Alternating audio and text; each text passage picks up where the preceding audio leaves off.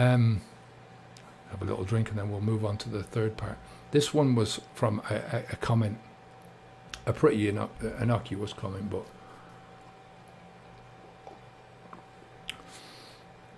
it's from what in Ireland we call a gobshite.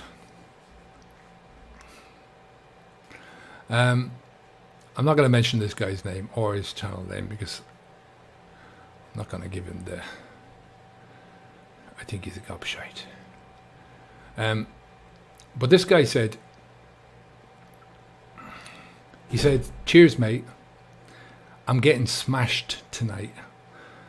He said, sure, I'll die 15 years before you will, but just consider the quality of life in your last 15 years compared to my party lifestyle with women and drugs and booze. And then he finishes it all off with, I win easily. It makes me laugh. Do you know why it makes me laugh? It makes me laugh because that is exactly the way I used to think. I used to think, I don't care, what you think about your teetotaler and drinking your bottle of, what was it in Ireland? We used to have Caliber, I think it was the alcohol-free, awful tasting stuff. But it was all awful tasting to me unless it was Guinness. So that was my drink. And that was my thing was I don't care, I'm a meat eater. This is the way I am. And if it's not the way I am, then I don't care. And I win because it's my life. And this guy was watching a video on Cravings, by the way. So Cravings, when you stop drinking alcohol, how to overcome the cravings. So there's a guy who's saying, I'm going to get smashed tonight. And here's my life is going to be, I might die 15 years earlier than you, but my life is going to be so much better than yours. But I'm looking at this video to how to overcome the cravings. Right? This is the problem. This is the problem. Is the further down the rabbit hole that you go, the further you dig down into your own shit pit, right? The less you can see the light, and the only thing that you can see is your own dark walls. Do you know what I mean? So it's just, as I say, it's that black hole where everything else is sucked in, and the only thing that matters anymore is the lifestyle that you're living, the instant gratification. Everything else is, your life itself becomes stale and old, and I mean, from my experience, lazy, and there was so much going on in my life back then that was bad and dragging me down. It was always destruction rather than construction. And it wasn't as if I was trying to do these things. It wasn't as if I was trying to tear things down. But you can't build. And this was something that I read. I was listening to an audiobook from the Dalai Lama, and it was one of the only things that really I took out of the whole audiobook, probably 6 or 7 hours. And he said that you can't build a strong, if you're building a house, you can't build a strong house on weak foundations. So if you're building a house on foundations of ice, I think that was his example, that's not going to last long. And that's the problem here. No matter what you try to do when you're in the middle of a drug habit, you're building on shit foundations, on horrible, weak foundations. So everything you do is going to collapse around you. Einstein said something about information is not knowledge. The only source of knowledge is experience, and you need experience to gain wisdom, which as you can see quite plainly from this guy, he's lacking experience and wisdom from that perspective. I don't know this guy. I don't know. I don't know if it's a woman or a man, to be honest with you, but I presume it's a man that's asking these questions, or that's making a comment like that. But look, I've been there. I've had those. I've been trapped in those limiting thoughts. I've been trapped in that life of what I can only describe as learned helplessness, because it's something that you do to yourself. It's a self-handicapping. Alcohol is one of the few things that gets into your brain neat, to use an alcohol term. Doesn't dilute itself at all, gets straight through. There's a covering around your brain called the blood-brain barrier. I'm not sure what it is, to be honest with you. I mean, this is something, I don't know what, I mean, in my mind I see it as like the amniotic sac, but I think it's something completely different to that.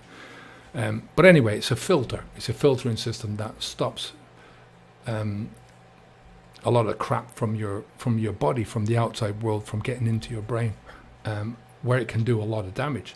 So when alcohol gets through into your brain, it's just playing havoc with you often hear people talking about that they're going to give you something which will redress the unbalance in your brain and create a balance in your brain. Well, they don't know what a balanced brain looks like. But the only thing is, that there is such a thing as a balanced brain, and there is such a thing as the balanced chemicals in your brain. There's a sort of a sweet spot that your brain gets into when you're working, and it helps you to work just on the best level that you can possibly do. Now, shove in some stuff that is used as a cleaner, or you can use it as a brain preserver. Funny enough. Stick a brain into a jar of alcohol and see how long it lasts. A long, long, long time, but not in the way that you want it to last, because it won't operate properly. And see how it operates. It's not going to work anywhere near where you want it to work. So this is where life becomes alcohol or other instant sensations, and that's what your life becomes. It becomes shallow, oppressive, it becomes extremely confining, and ultimately, as was pointed out by this hoot of a guy, this gobshite, in his comment, he was talking about prematurely terminating. His life was going to end by 15 years. I don't know where he got the 15 years from, but think about that. The problem with it is that most people think that, right, they're going to live this healthy life, or they're going to live this lifestyle of sex, drugs, and rock and roll, and they'll live it to a certain point, and then it'll just go like that, and they'll be gone, right? That's not the way it works. For most people, some people will just have a massive heart attack and drop dead. But for most people, it's going to be a gradual decline. And it's a gradual decline which generally, from everything that I've read, causes a lot of pain and anguish to the person who's going through it, but also to the person who is there. I mean, one of the first things that I read before I stopped drinking alcohol, one of the things that impacted me the most was a website called, what's the name of the place? The Immortal Alcoholic. And it was about a woman who was, basically a diary of this woman who was looking after her husband, who had end-stage liver cirrhosis. So his whole body was falling apart. And it was one post that I read from this woman that she said that she tried to go in, she went into the room, and I can't remember the guy's name, I'll call him Tom. She went into Tom's room in the morning, and she said she opened the door and she couldn't go in because of the smell that was coming off him. His liver wasn't metabolizing anymore, so it wasn't filtering anything. So it was all coming out through his skin and through his breath, and he was just stinking. And that's one of the things that I imagine myself doing. I looked at myself in 5 years' time or 10 years' time, and I imagined my son coming in and seeing me in that state. And that mixture of disgust and fear and concern in his eyes. Even now, when I'm thinking about it, it's like, oh, it's strong emotion. But that's what happens to most people when they go through what, because it's a gradual decline. It's not something that happens overnight. I mean, you wish it will happen overnight, and that's the end of days. Right?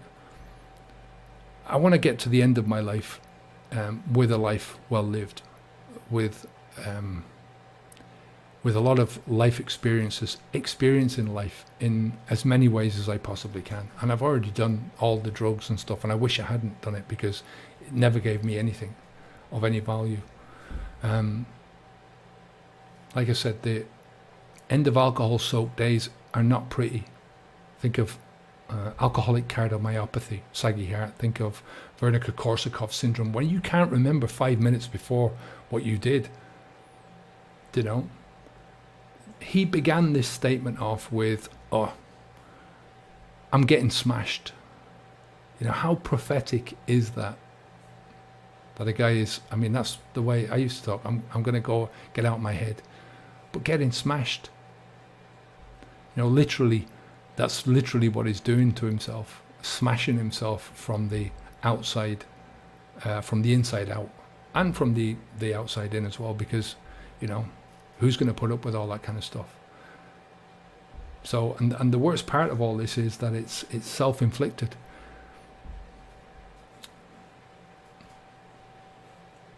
So I'm going to end it here for today anyway. I'll leave a link down below the video for the last video, the old video, for anyone who might want to watch it. I don't know if you do. If you do, it's down below. And also, if anyone wants to come on to the show and have a 15-minute chat, have a quick chat, if I can help you in any way, if you've got any questions, you know, have a quick one-on-one session. You have to be on camera though. It'll be on a Zoom call, and it's going to go out on YouTube. So we're taking some names, and we've already got a couple of people that are interested in doing it. So, you know, if you want to do it, you can let me know at kevin@habitsunplugged.com. You don't have to be a member to have it, but members will be given priority. And yeah, if you haven't subscribed already, again, please subscribe, because it's really helps us with the algorithms. And I just want to see it go up to 50,000. You know, at the end of the day, I'd be a liar if I said, you know, we're nearly there. Ugh. So have a great week. As normal, we'll be posting, clicking up this video and posting it as well. And thank you for everyone who's for the super chats. I really appreciate that, and for everyone who's watched. So, and I'll speak to you again very soon. Thanks very much. Take care of yourself. I'm Kevin O'Hara for habitsv2.com. We help people to stop drinking alcohol and to get to that best possible version of themselves. Take care of yourself, and I'll speak to you again soon. Onwards and upwards.